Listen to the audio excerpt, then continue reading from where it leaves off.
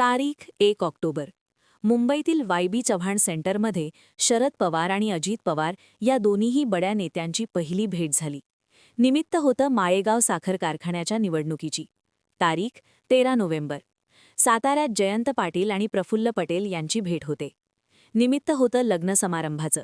तारीख 12 डिसेंबर. पवारांच्या निवासस्थानी अजित पवार, प्रफुल्ल पटेल, शरद पवार, सुप्रिया सुळे हे सगळे एकत्रित येतात आणि चर्चा होती. निमित्त होतं वाढदिवसाचं, स्नेहभोजनाचं.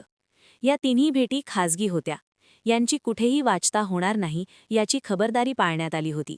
मात्र अजित पवार आणि प्रफुल्ल पटेल यांनी वाढदिवसाच्या कार्यक्रमाला हजेरी लावली आणि स्नेहभोजनादरम्यान शरद पवार आणि अजित पवार यांच्यात 20 मिनिटं बंद दाराआड चर्चा झाल्याची बातमी फुटली.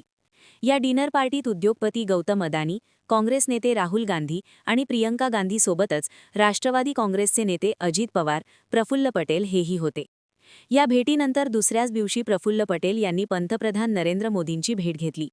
त्यानंतर दोन्ही राष्ट्रवादी काँग्रेसमध्ये एकत्र येण्याबाबत शरद पवारांच्या गटाकडून स्पष्ट नकार दिला गेला. पण अनेक आमदारांची भावना दोन्ही गट एकत्र यावेत अशी असल्याचं ट्विटसुद्धा समोर आलं आणि ते पवारांनी केलं. या भेटीमागे नेमकं काय दडलं होतं? खरंच दोन्ही राष्ट्रवादी एकत्र येत आहेत का? शरद पवार कोणती चाल खेळतायत? या सगळ्या घडामोडींवर बोलूयात. आणि एक घाव दोन तुकडे आजच होत आहेत का? राज्यात स्थानिक स्वराज्य संस्थेच्या निवडणुका जाहीर झाल्यापासूनच भाजपच्या विजयरथाला रोखताना सर्वांचीच नाकी नऊ आहे. राष्ट्रवादी एकत्र येण्याची गरज आणि कारणे सुरुवातीला लक्षात घेऊयात. पहिलं कारण म्हणजे महाविकास आघाडीचे जन्मदाते शरद पवार यांनी विधानसभेला काँग्रेस आणि ठाकरेंना सोबत घेतलं. पण विधानसभेत त्यांना त्यांचा फायदा झाला नाही. ठाकरे यांना फक्त अस्तित्व राखता आलं, तर काँग्रेस नाममात्र शिल्लक राहिली. त्यामुळे महायुतीसोबत गेलेल्या अजित पवारांना जवळ खेचून महाराष्ट्राची सत्ता हातात घेण्याचं धोरण ते आखताना दिसतायत. अशातच कौटुंबिक वादामुळे राष्ट्रवादी फुटली असं सांगितलं जात असलं तरी प्रत्येकच ठिकाणी दोन्ही गटाच्या मैत्रीपूर्ण लढती आपण पाहिल्यात. सुप्रिया सुळे खासदार झाल्या, रोहित पवार आमदार झाले, माळेगाव कारखाना अजित पवारांकडे आला, पार्थ पवार जमिनीचे प्रकरण मिटलं, दाबलं. यावरून पवारांची सगळीकडे स्ट्रॅटेजी दिसली. पवार एकच आहेत. दुसरं कारण म्हणजे विधानसभेनंतर पवारांची आता आग पेटलेली आहे. ती म्हणजे बालेकिल्ला असलेल्या पुण्याच्या महानगरपालिकेसाठी.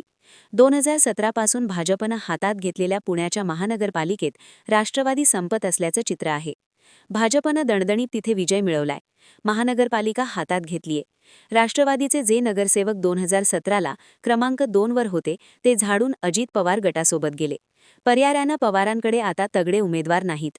इच्छुकांची गर्दी वाढत असली तरी मतांचं मूल्य कमी असल्याने त्यांना तिकीट द्यायला पवार हे तयार नाहीत. तर भाजपनं नुकतंच 3,000 कोटी रुपयांच्या कामांचे लोकार्पण केलं. सोबतच लीडिंग नगरसेवकांची फौज पाहता याही वेळी राष्ट्रवादीचा सुपडा साफ होईल या भीतीने दोन्ही राष्ट्रवादी एकत्र येत आहेत अशा बातम्या आल्या. पण या सगळ्या गोष्टींमध्ये तुम्हाला माहितीये ट्विस्ट खऱ्या अर्थाने कुठे येणार आहे? जेव्हा दोन्ही राष्ट्रवादी एकत्र येतील आणि प्रॅक्टिकली लढतील. पवारांनी सगळ्यांनाच धोका दिल्यासारखे हे गणित होईल. मान्य, राजकारणामध्ये जिवंत राहण्यासाठी किंवा राजकारणामध्ये आपल्या सोबतच्या लोकांना वाढवण्यासाठी, त्यांना ताकद देण्यासाठी राजकीय तडजोडी कराव्या लागतात. पण या तडजोडी ज्यावेळी अजित पवार फुटले त्यावेळी करणं भाग होतं, किंवा लोकसभा निवडणुकीमध्ये यश मिळाल्यानंतर करणं भाग होतं, किंवा मग विधानसभेच्या तोंडावर आज एकनिष्ठतेची व्याख्या देऊन अनेक जे शरद पवारांसोबत राहिलेले आमदार आहेत, मग जयंत पाटील असू द्या किंवा मग माजी आमदार पराजक्त तणपुरे असू द्या, किंवा अनेक चेहरे अनेक नावं आहेत की जे शरद पवार हे अजित पवारांच्या बंडामागे नाहीयेत. या हिशोबाने पवारांना या वयात एकटं सोडायला नको या हिशोबाने तुमच्यासोबत राहिलेत. नाहीतर जयंत पाटील आजही अजित पवारांच्या किंवा इतर कुठल्याही पक्षात जातायत तर मंत्रीपद घेऊन येतात. पण त्यांनी पवारांसोबतची एकनिष्ठता जपली. मग या सगळ्या गोष्टींमध्ये फक्त अजित पवार आणि शरद पवार हे दोघे एकमेकांचाच विचार, विशेषतः शरद पवार फक्त स्वतःचा विचार करून अजित पवारांसोबतचे संबंध सुधारतायत का? खालच्या कार्यकर्त्यांच्या फळीचं काय? नगर परिषदांच्या निवडणुका झाल्या. कार्यकर्त्यांना त्यांची लढाई एकाकी लढावी लागली. ना पवारांची सभा झाली, ना सुप्रिया सुळेंची सभा झाली, ना रोहित पवारांची सभा झाली, ना ताकद दिली गेली. मोठ्या मोठ्या नेत्यांनी आपापल्या निवडणुका काढून घेतल्या आणि कार्यकर्त्यांना मात्र वाळेवर सोडलं. आता वाऱ्यावर जरी सोडलं गेलं असलं तरी प्रश्न पुन्हा तोच आहे की आज अजित पवार आणि शरद पवार एकत्र येत आहेत. महानगरपालिकेच्या निवडणुकांचं कारण निमित्त पुढे केलं जातंय. पण मग या अगोदर जे शरद पवारांसोबत राहिले त्या लोकांचं काय? ते जर अजित पवारांसोबत गेले असते तर त्यांना संधी होती. काही जण मंत्री झाले असते, काही जण आमदार झाले असते. शेवटी जिथे निधी असतो, जिथे सत्ता असते, जिथे अर्थ खातं असतं, तिकडे लोक झुकतात. पण त्यांनी पवारांसोबतची एकनिष्ठता दाखवली. कारण पवारांनी असं वारंवार दाखवून दिलं की मी अजित पवारांच्या बंडासोबत नाहीये. अजित पवारांनी जे केले ते चुकले. अजित पवारांनी काकाचा विश्वासघात केला. बदनाम तर अजित पवार केले होते. मग आता शरद पवार आणि अजित पवार एकत्र का आणि कशासाठी येतात? हिंट मी आधीच सांगितला. आधीच दिल्या गेल्या होत्या.